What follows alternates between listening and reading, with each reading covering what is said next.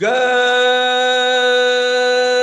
morning, Grinders. Hey, everyone. It's the DFS pregame show. Yes, your favorite show in the morning on RotoGrinders. I'm Jordan Cooper, a.k.a. Blenderhead, Blender HD. Hopefully on top of you in the contest. I was close yesterday in the Showdown, in the NFL Showdown. You watched the Super Bowl? Obviously, everyone watched the Super Bowl. This is not just an NBA show. This is a DFS pregame show where we go over yesterday's slates, see what some of the top players did, see what they did right, see what they did wrong, what strategies they used, and then take a first look at today's slate, which literally I just took a first look at right now. It's 10 games, and apparently everyone is questionable. Just everyone. Just everyone. What does it matter at this point, right? Is anything I'm going to say about the NBA slate going to matter? I just looked because I didn't play NBA yesterday. I did the Super Bowl party. If you notice here, I'm in the RotoGrinders headquarters studios in Nashville. I almost said Burbank, California, because that's what I'm used to, like on Price is Right or something. But I'm here, so this is kind of weird. So I got a screen here, I got a camera there, so I don't even know what's going on. The chat's here, right? Jose Flores is in chat. Kyle Bogart is in chat. I see him over here, so my head may be moving multiple different directions, especially looking at everyone. Irving's out, Don Luke is out, Rose is out. Oh, okay. Too much stuff is going on. Just wait for the projections to update at 5:30 Eastern, and you should be good. We're going to have to wait for a lot of injury reports. But as I said yesterday for the Showdown slate, big Showdown, 470,000 entries in the Draftkings Showdown. FanDuel had a big one also, but you only select 5 players and you don't have to pay 1.5x. So I don't consider them to be the most appealing of contests because it's very hard to not tie a million times. But in the DraftKings one, I enjoy playing the Showdowns, and I played 40 entries, and they had different, they had the million one, and then they had to open up another one with 200K to first, and then 100K to first. So I was in a bunch of them. Not 150 maxing or anything, but I enjoy playing the very big field Showdown contest because my whole goal is to make unique lineups.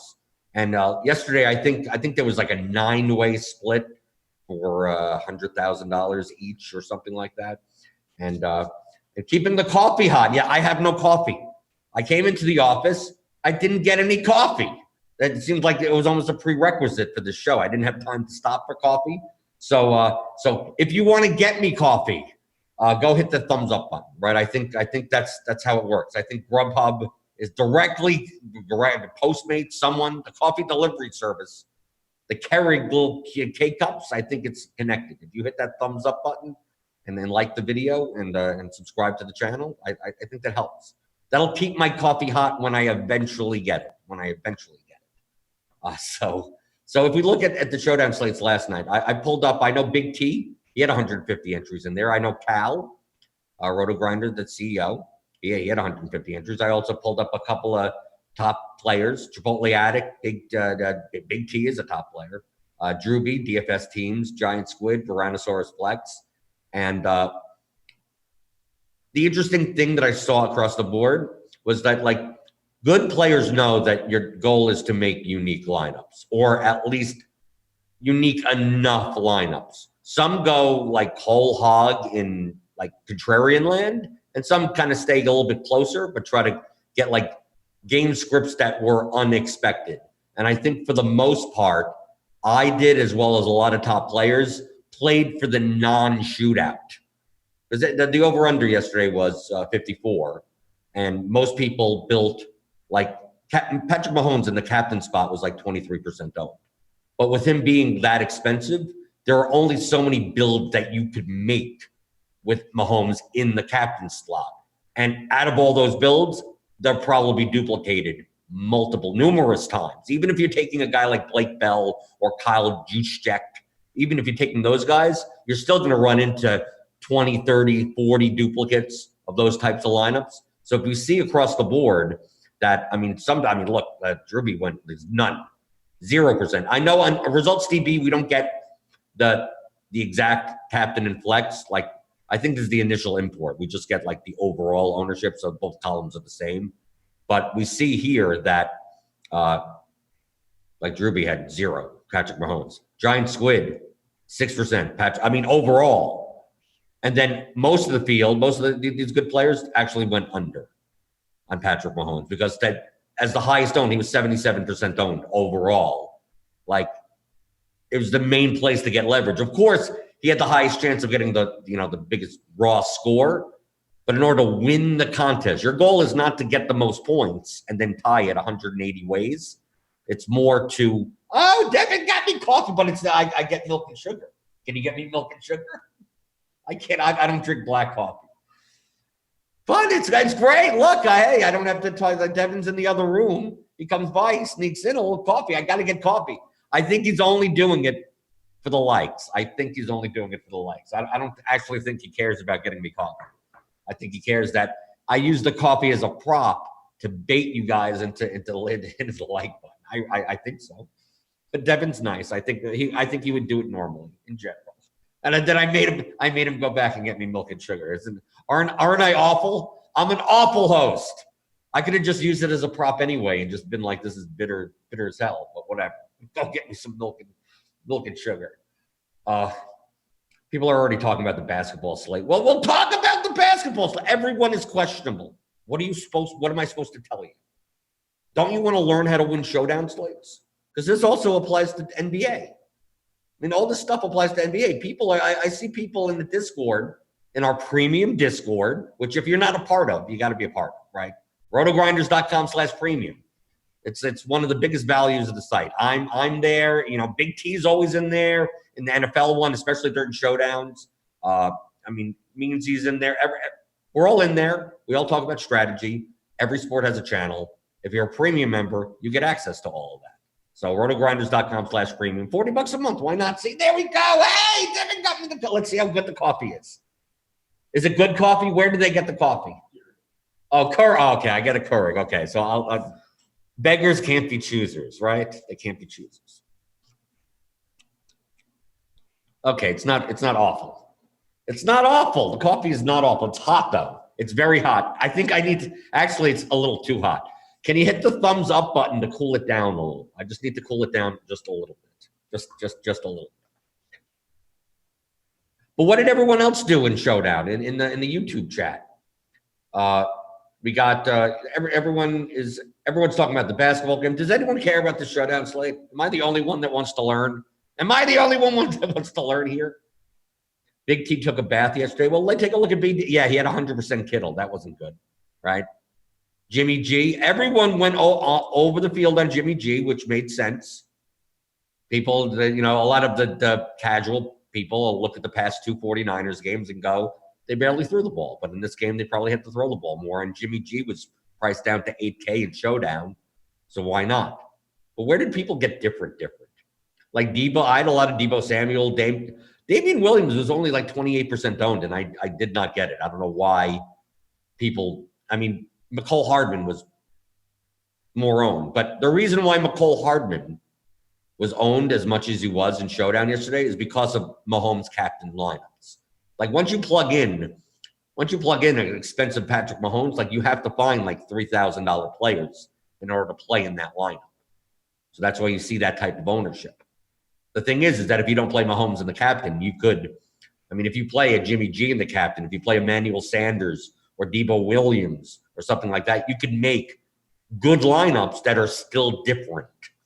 I just think the Mahomes captain lineups, like there was going to be no shot of a solo first place.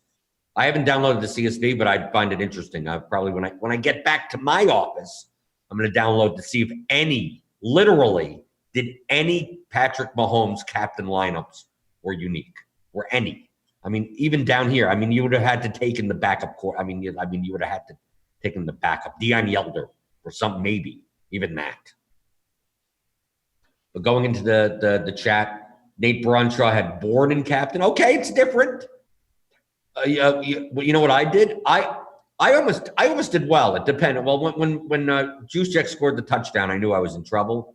I played a lot of defense captains, and it almost worked out. I had some Damian Williams. I had because with the defense, if you used like a 5K, 4K captain, you could jam in all the players. So like if they all score about equally, We see this in NBA Showdown contests a lot also. Like typically in NBA Showdown, you don't want to play like the cheap 2K guy at captain because the chances are that one of the better players puts up enough of a higher score that you need them at captain. But there are instances where you could jam in like the 5 good players from the game, and if they all score about the same, but none of them score a ridiculous amount, that construction actually wins. So that's what I was kind of going for. I was going for chaos in the Super Bowl. I was going for low scoring, and then hoping that, I could still have Patrick Mahomes in my lineup, but I also have like the Niners defense in my captain spot. But I also have Damian Williams in my flex spot, and I also have Jimmy G, and I also have Deebo Samuel. Like I'm able to fit more people in, and I just have to hope that the game is low scoring, and then all of those players still put up a lot of points, but not like enough that you need them in captain. So I think that was a lot of the top player strategy this slate. I mean, look, Giant Squid went 88% most dirt. Some people went under. But the juice, where's the juice jack? Only one person. I was like, who is this? Chipotle addict got some juice jack. But I mean, he also got like too much Jimmy G, and like he didn't get anywhere. So going back in the chat, chat's cranky.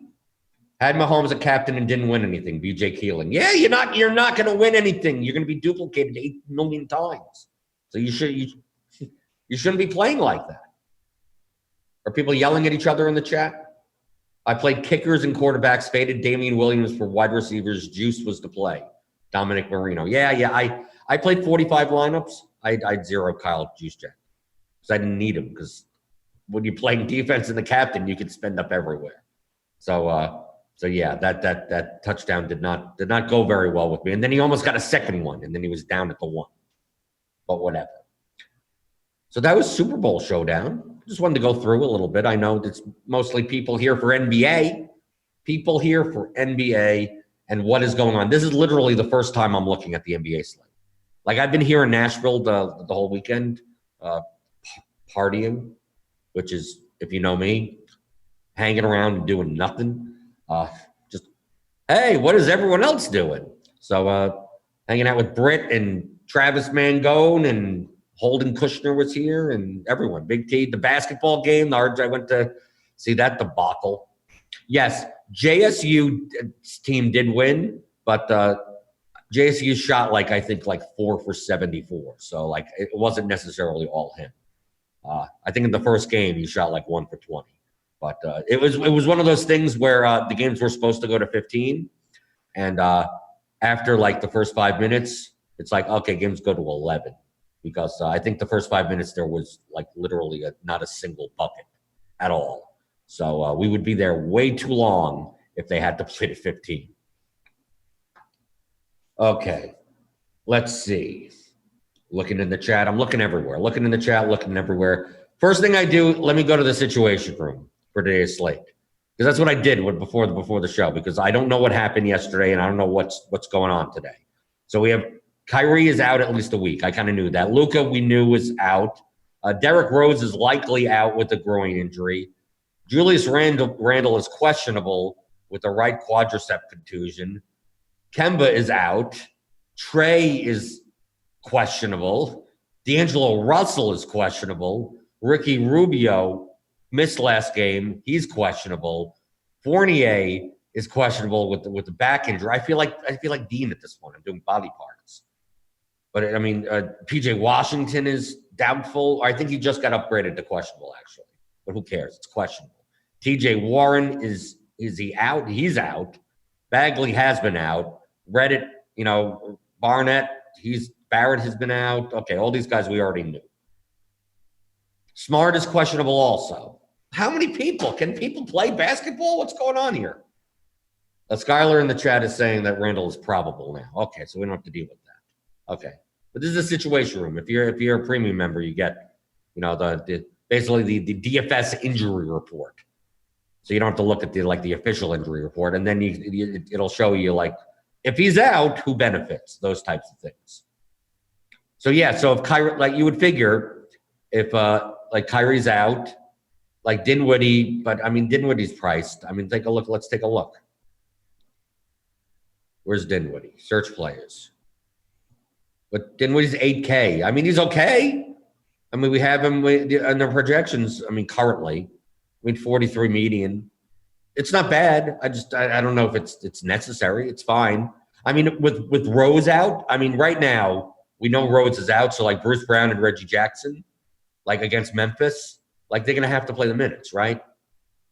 So I mean, we have them right now as like the top value plays, and then Porzingis is back, right? He sat out the last game, so he's 7K.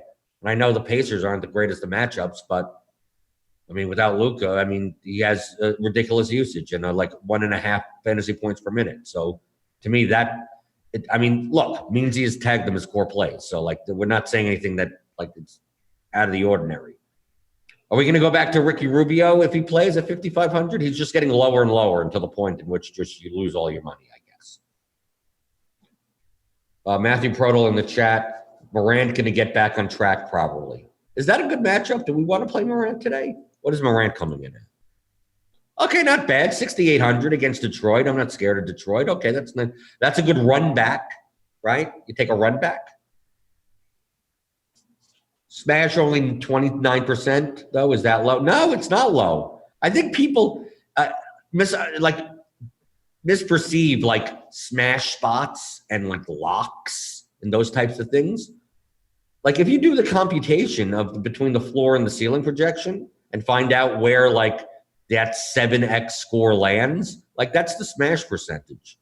So like in DFS, if someone is a smash percentage, I mean, I could sort this by here. Like these guys that have like 40% up, like those are smash plays. But like, would you consider 40% chance at a 7x type of score, GPP, relevant score to be like a lock? Well, that's when people say lock, that's what this means. So don't go like, oh, Reggie Jackson's a lock. Yeah, like he's less than a coin flip to even get to 7x. Now, he may do well, right? He may be like Porzingis may be a, high chance of getting at least 35 to 40 points. But to smash, at 7K, you're going to need 45 plus. You're going to need 50 points. So you have a 40% shot of getting 50 points. It's not the type of thing where it's like, 85%, guaranteed to get there. I love the way that I made the lights. I moved often enough to make the lights go on. Okay. Unless you're hitting the like button, maybe the like button. If you hit the like button, maybe the lights go on. I think that's how it works here. Let's check at the coffee.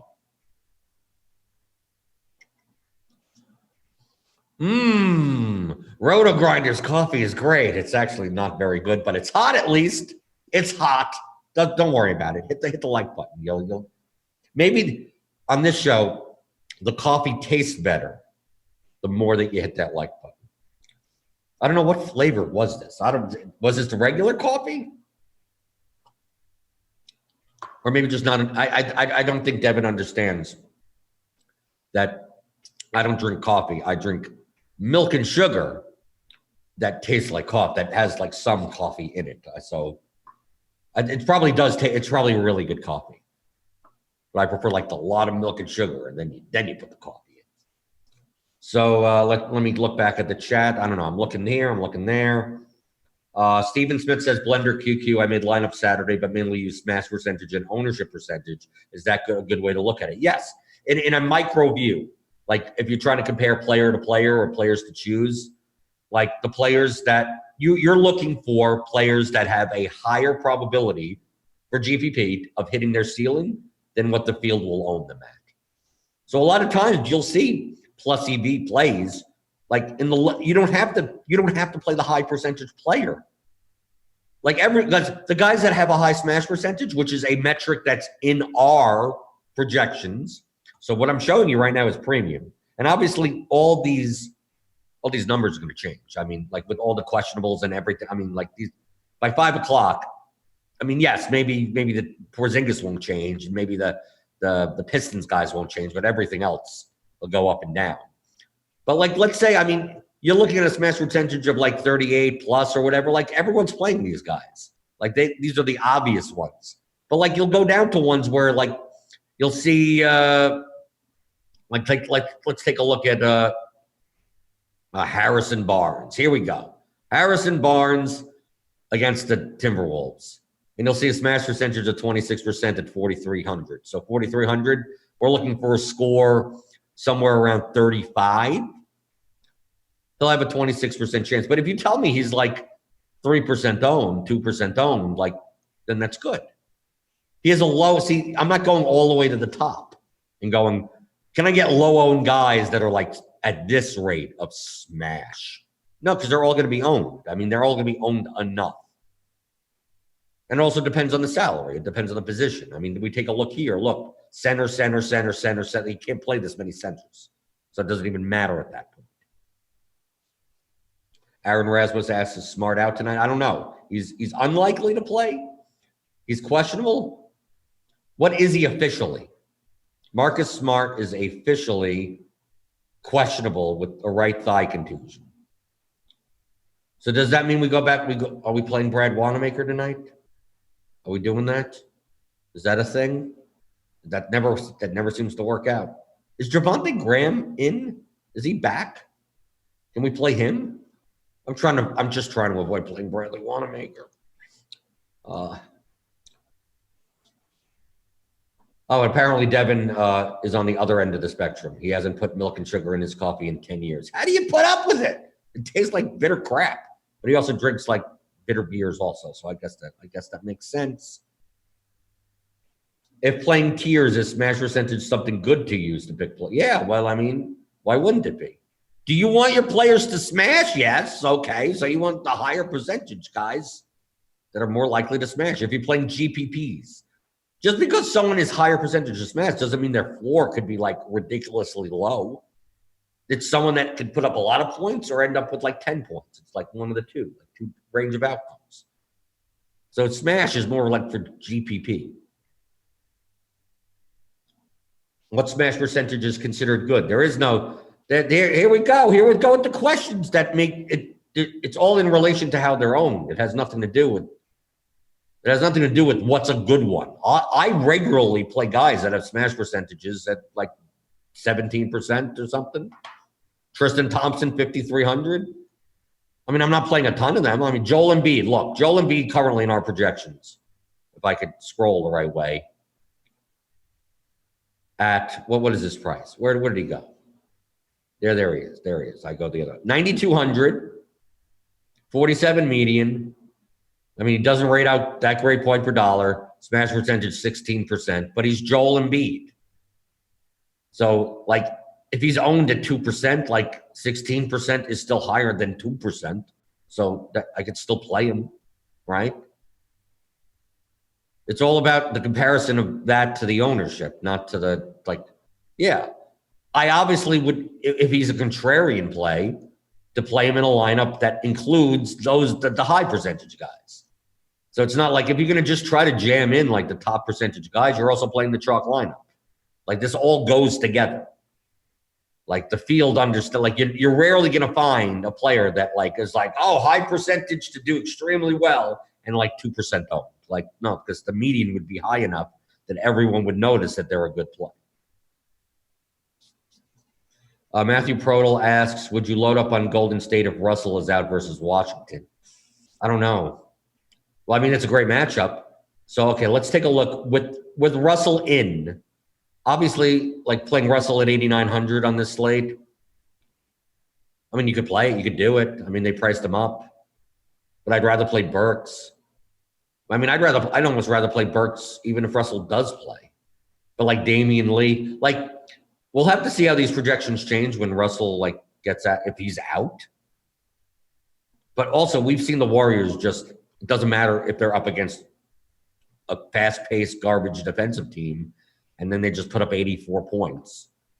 And like Jordan Poole has 20 and Glenn Robinson has 20. Like none of them put up a ceiling game. But yes, it would be something to look out for, that if Russell is out, I'd be more inclined to stack the game than if Russell was in. Only because once you take out an $8,900 player, like once you take out Russell here, like everyone's cheap. Like I could play Draymond, I could play Burks, I could play. I mean, I could play 3 guys, and their prices are cheap. And then I could play like Bradley Beal on the other side or something. Like, what does it look like on the other side? Yeah, you can play 10-1. Okay, maybe you don't play Bradley Beal, but I guess you can play. His ceiling is 83, so you could do it. I think it's doable.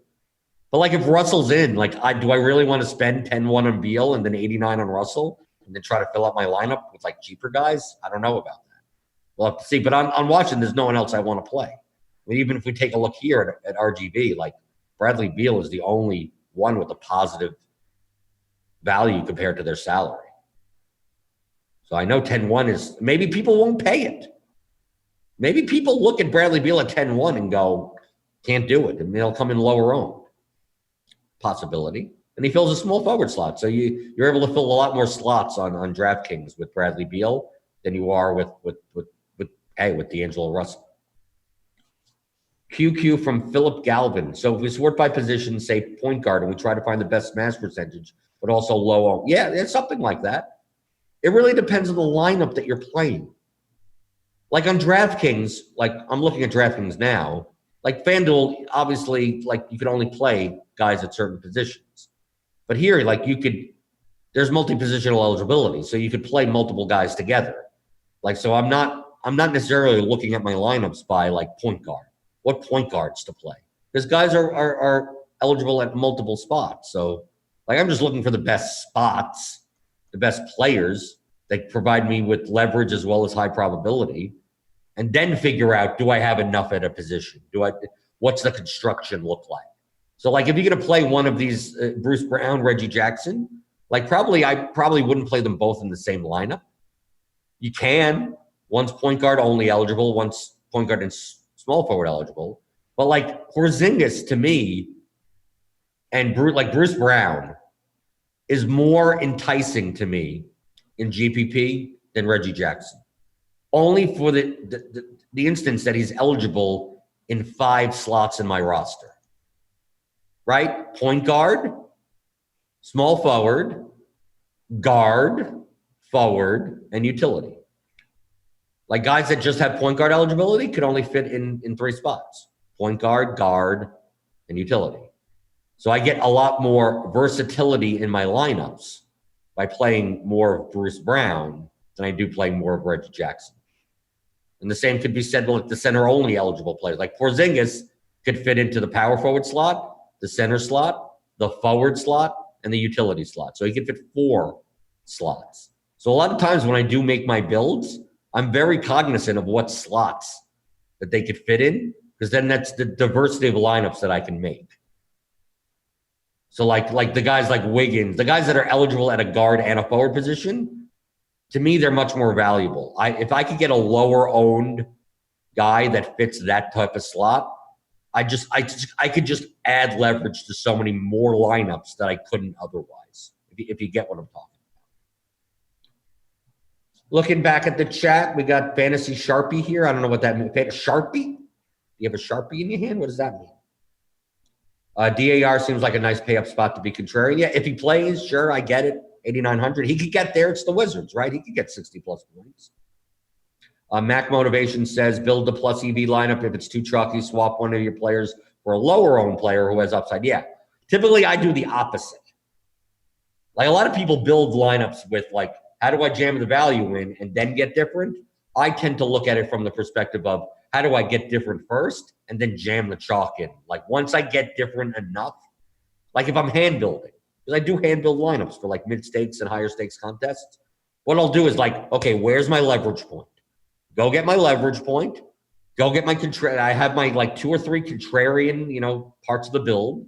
And then the other 5 slots is like, well, who's the chalk? Jam them in. A lot of people do the opposite. I think it's more fruitful. I think when you get used to doing it from the opposite perspective of thinking first in GPPs in terms of where do I get leverage? Find what's the pay up spot? Where can I get different? Those types of things. Doing that first.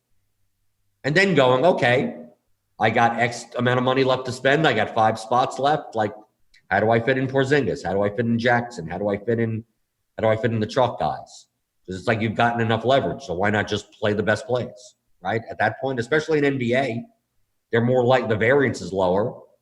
Once you get your leverage, just play the best plays. That's why you see a lot of top players when we go through results DB, they slam the best plays. And then they have like, they're overweight on like a 3% owned Zach LaVine or a 6% owned Devin Booker and those types of plays, a 5% owned Nikola Vucevic. And that's how they get different. But like, they're not really like, they're not looking to fade the best plays. If they don't get there, they don't get there. But for the most part, like smash percentages of like the high 30s and low 40s are like the best you're going to get in DFS. So although it's like, oh, it seems low, that is high. Okay, it's not going to work out more than half the time. But having these numbers are actually high in DFS. That's why terms like lock and smash and everything relate them to like they're under a coin flip. So really, like, don't tilt your face off when like these guys like only put up their median. Like Bruce Brown was a 43% smash rate and he only got 28. It's like, well, 28 to 3,800 ain't bad, right? You can still win a GPP with that, but I mean, he's not going to hit a 35-point score more than half the time. Okay, looking back at the YouTube chat. Aaron Rasmussen is not jamming in D'Angelo Russell.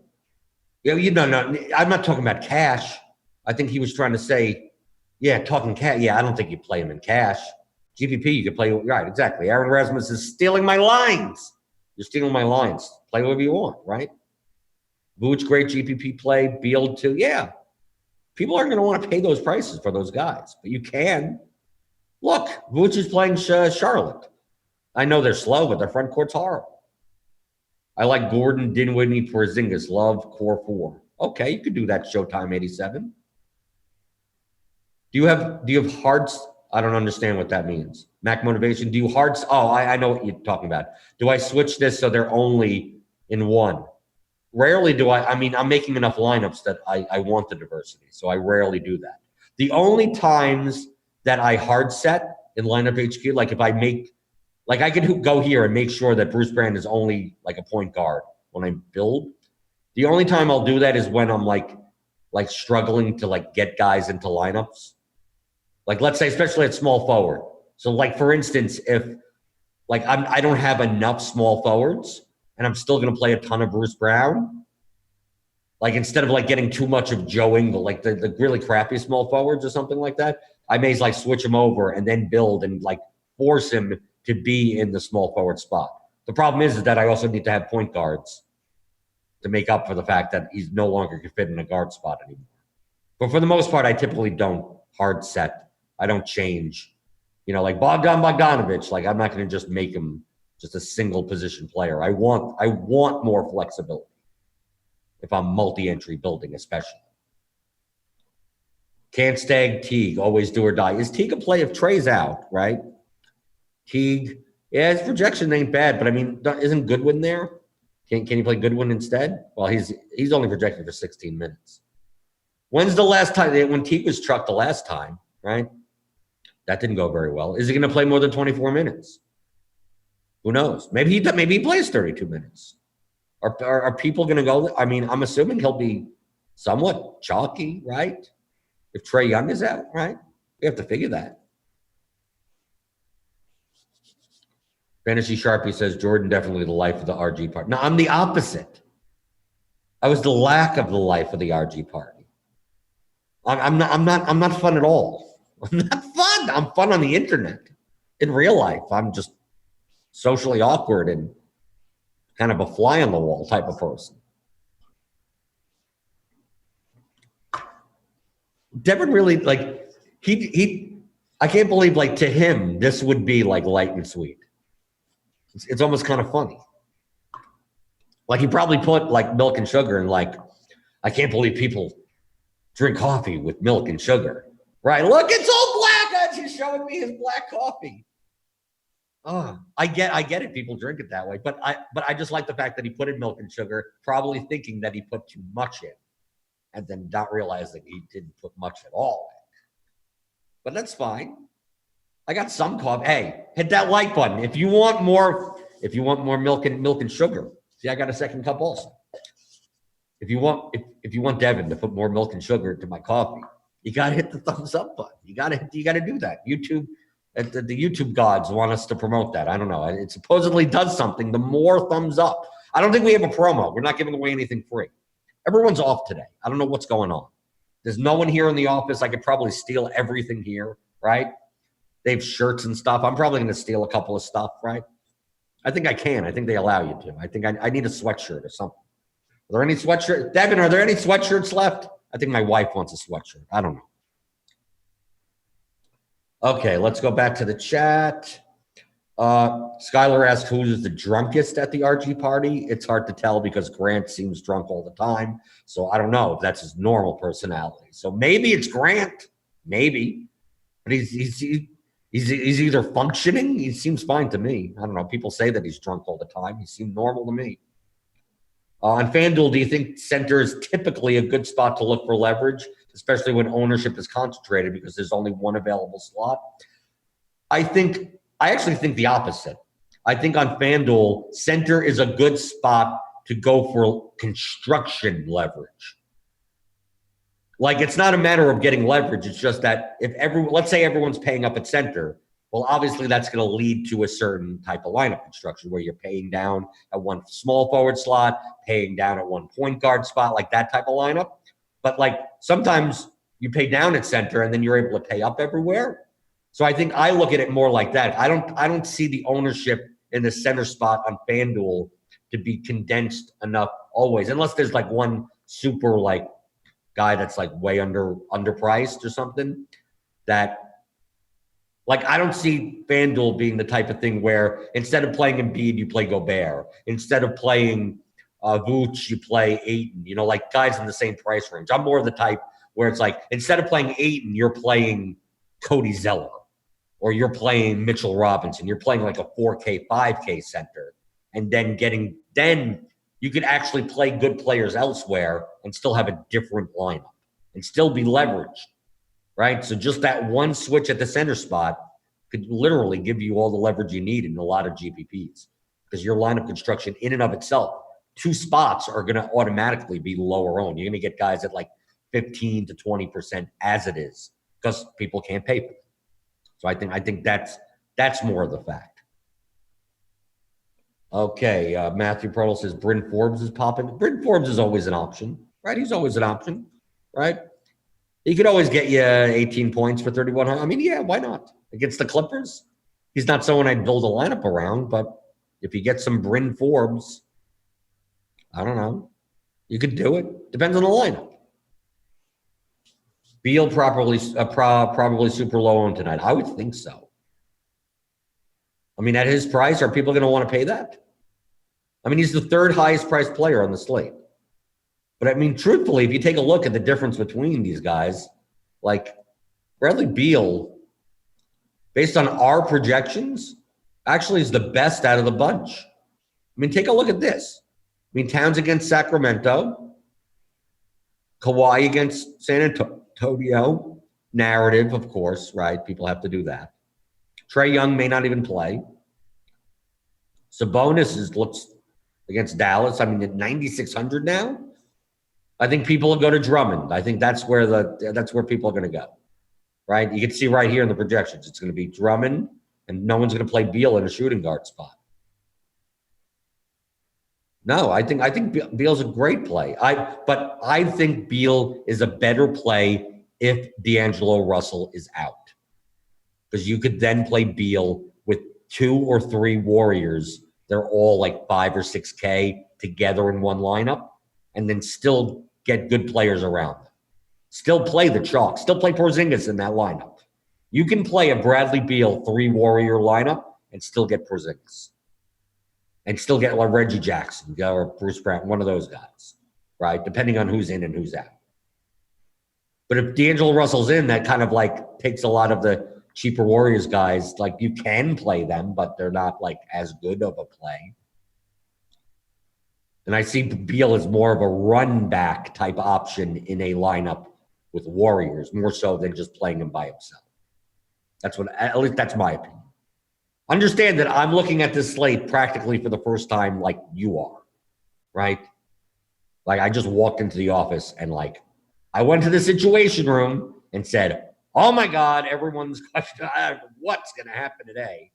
And then after the show, I'm going to be driving back to Louisville. So that's like a 3-hour drive. So during that 3-hour drive, people will be in, people will be out. I'll get home, and everything will change. All this stuff will change. That's why you got to tune into Grinders Live, 5:20 on the YouTube channel. And if hey, I'll make a deal with you.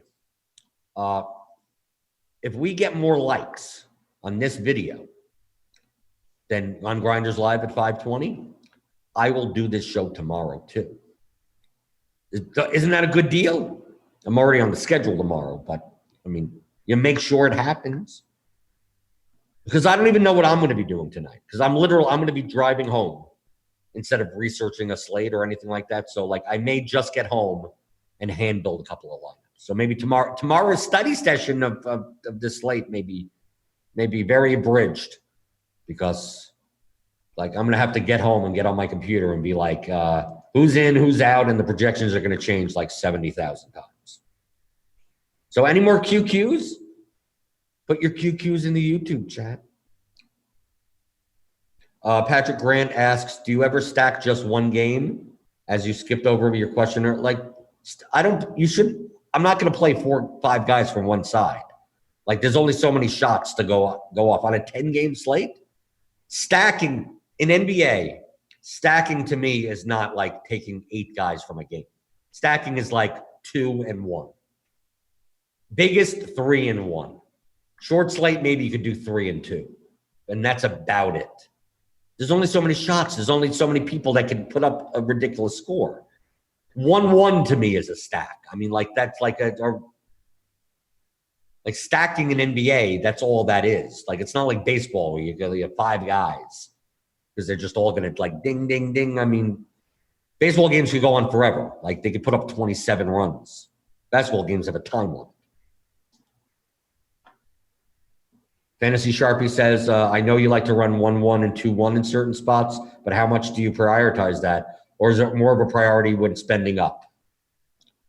I don't see like those type of stacking things. I don't prioritize. It's just like if I'm taking guys from multiple games, if I'm going to play in my pool.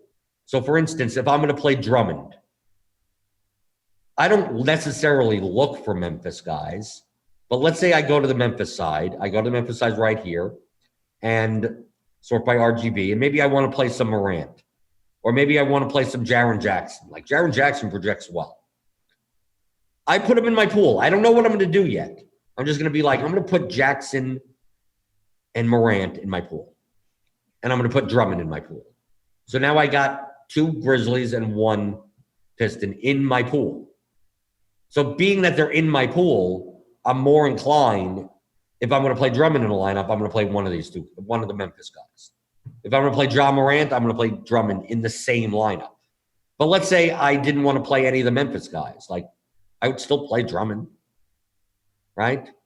Or if I didn't want to play Drummond, I only want to play Ja Morant. Those are just one-offs. It's just like I build my pool first, and then I determine, like, for instance, if I'm going to play Porzingis in lineups, I'm not purposely going to try to play Pacers. But if I am playing Pacers, they're more likely to be in Porzingis lineups. Because if I'm playing Porzingis. Is that easy to understand? I don't see Bradley Beal and go, how do I get Warriors because I want to play Bradley Beal? I see Bradley Beal and go, I can play him by himself. But if D'Angelo Russell's out, that means I get some cheap Warriors, which makes it easier for me to play Warriors with Beal. It makes it easier because they're cheaper. Just like the Detroit game, right? I could play Bruce Brown and Drummond and Ja Morant and Jaren Jackson all together. I could play 2-2 at their prices because Derrick Rose is out. So if I have them in my pool, let's say I have Jackson, Drummond, and Brown in my pool, and I have Brown and Jaren Jackson in my pool, I may set up a group where, let's say I'll set up a group like Bruce Brown. Like maybe I don't want to play Bruce Brown and Reggie Jackson together. So I set up that group. And then I set up another group where it's like Bruce Brown, Reggie Jackson, and Drummond. And let's say I put a conditional player of John Morant, and I say 1 to 2. So any lineup that contains John Morant, I'm playing at least 1 or 2. And the 2 that I'd be playing would be either Brown or Drummond or Jackson and Drummond. Because I made the other group that these 2 can't be together. So if I'm playing John Morant in a lineup, I want to make sure to play at least 1 of these. And I can do the same by making a group with Jaron, doing basically the same group before with Jaron Jackson. Where is he? Reggie Jackson, Drummond. I use a conditional player. I do the same type of group. Okay? So any groups that contain Jackson contain 1 or 2 of these, or Morant. But I could also set up a group that I don't play Morant and Jackson together. I mean, I can do that also. Right? Jaron Jackson, I can do this. But maybe I don't want to. Maybe I don't mind playing both of them together. I think they're cheap enough that they can both hit their ceilings. So I may have, if I don't have that group here, I may have some lineups that are Morant, JJJ, and then one of the guards and Drummond. And that's a stack. And I've created it in the lineup builder, lineup HQ, which you get with premium, rotogrinders.com/premium. And you could build because this is how I would hand build. Like I would look at this on the screen and go, okay, I'm going to play Drummond and Reggie Jackson. And then I'm going to play Jaron Jackson in the power forward slot. And then I could play John Morant in the other guard spot. And I could still fit in Porzingis. And okay, the lineup makes sense. There's some correlation there. If this game stays close, all these guys are going to be out on the court with maximum minutes. And they're all at the prices where they can all put up their ceilings. So why not do it? I mean, I'll make 60 lineups, but I mean, this will be 10 lineups out of the 60.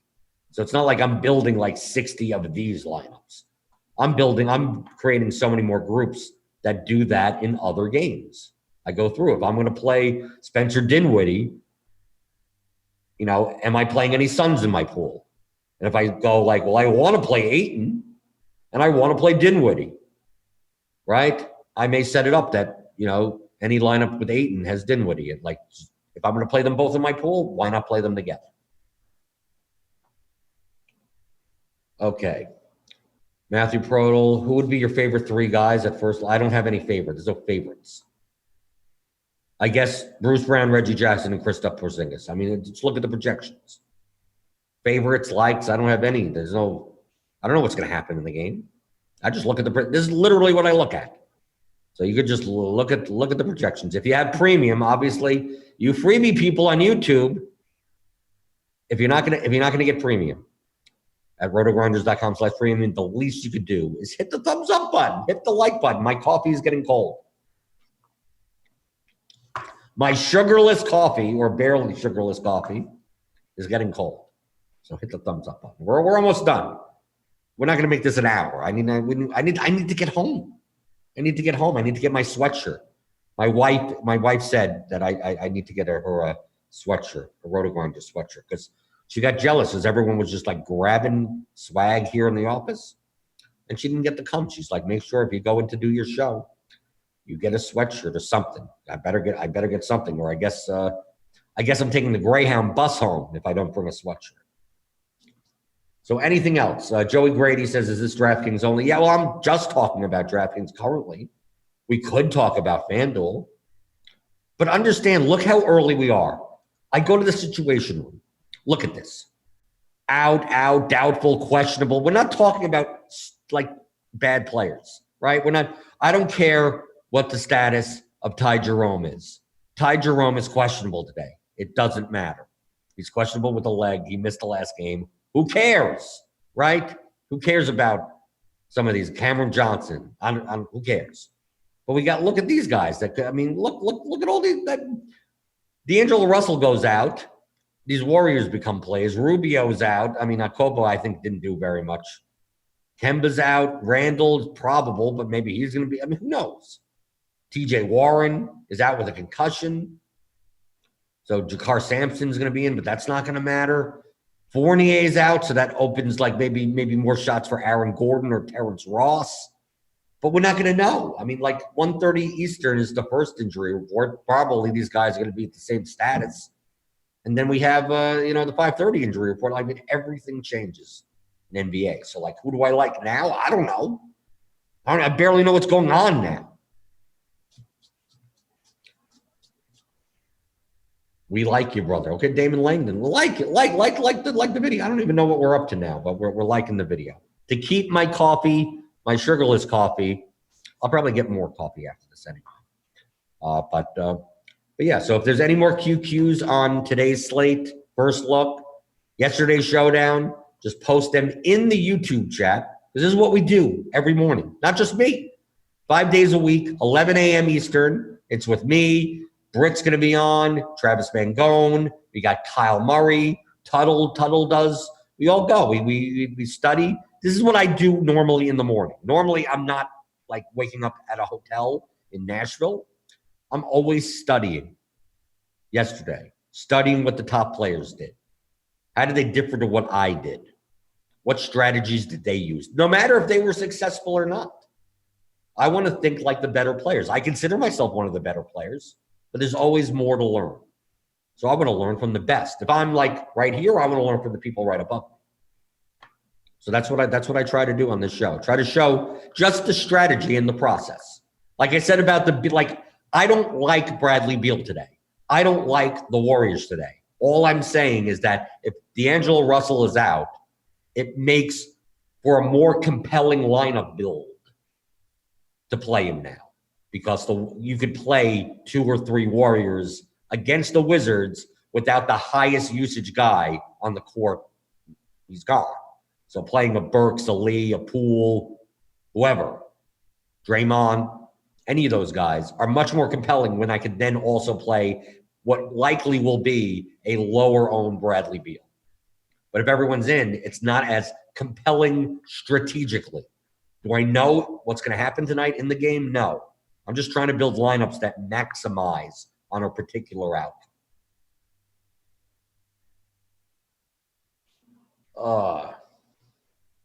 Let's see. Liking Cody Martin tonight? Why Cody Martin?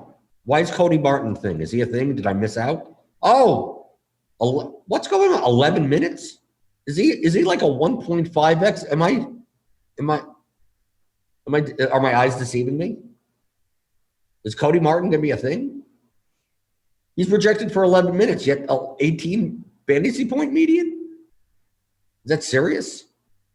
Well, because if PJ Washington doesn't play, I guess Cody Martin.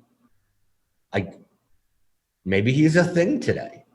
I mean, I wouldn't play him in cash, but maybe he ends up being a thing. Okay, I don't want to poo-poo that. Because if Cody Martin got like 24 minutes, he'll crush for like minimum price.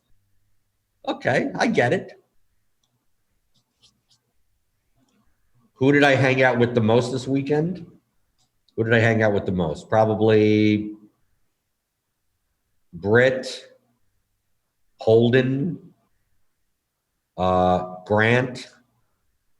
I mean, everyone was in the lobby. We all, I mean, like, a lot of times, like, the hotel we were staying at was, like, right on Broadway in Nashville. So it's like the hotel lobby is a bar. So, like, everyone hung out there. So who did I hang out with the most? I don't know. Everyone, pretty much. QQ, do you think the Chiefs will be the next dynasty with Mahomes? I have no idea. I don't even care. I mean, truthfully, I don't know. If they're not in my fantasy lineups, it really doesn't matter to me. I mean, that's just me, at least. Jackson Martin. No, okay. I guess Damon Langdon was going to post something and then just whatever. Okay. Yeah, I need to get my cigarettes and coffee, Yeezy. I need to get more sugar in this. Need to get a cigarette, and I guess that's the show, right? I mean, we got to wait on so much stuff for basketball. I mean, literally. I mean, this is This is even if I was home and I was able to look at the slate a little bit further before doing the show, I would still say a lot of this stuff is up in the air. I mean, like today, especially on a 10-game slate with this much on the injury report, really paying attention. Being by your computer, you're going to have to be by your computer half an hour before. This can easily be like the day where we have multiple status changes, like by lock or after lock, depending on when the game is, right? Because we have some later games on the schedule. So we may have some games where we have a lot of earlier games, but we have some, with like the 7:30 game, you're not sure until like 7:05. So you're scrambling. So so be by your computer. And Kevin Gray says, so it was a sausage fest. No, a lot of people brought their wives. I brought my wife. Most of us have wives. Most of us, we've seen a girl naked. It happens in the fantasy industry. It does. I know it seems like we don't. It seems like, do these guys get laid at all? We actually do. It's kind of weird. And Skylar asks, will you be playing XFL? No, I won't. I mean, people, is it going to last? I have no idea. And Damon Langdon says, Jackson, Martin, Oubre, Porzingis, Ayton, Temple, Aldridge, Drummond, thank me later. So there's the winning lineup. He shared it. There you go. Damon Langdon has the key. I said that we have to wait for everything. Truthfully, like with all this stuff out, who knows who's going to be in, who knows who's going to be out. But Damon Langdon in YouTube chat, he has the key. So if you're in YouTube chat, that's the collusion lineup, I guess, with Garrett Temple. So you're going to win with Cody Martin and Garrett Temple today. And you're then going to thank him. For some reason, I don't think I'm going to be I don't think I'm playing that lineup, nor am I going to be thanking him. But I'm going to be thanking you for tuning into the DFS pregame show. So we'll be back tomorrow. I'll be back tomorrow. I'm on the schedule tomorrow in my own comfy home, so I don't have to, deal with no sugar in my coffee. And hit that thumbs up button, the like, subscribe, join RotoGrinders Premium, rotogrinders.com/premium. I'll be in the Discord probably like later tonight once I get home to Louisville. But appreciate you tuning in on the DFS pregame show here on rotogrinders.com.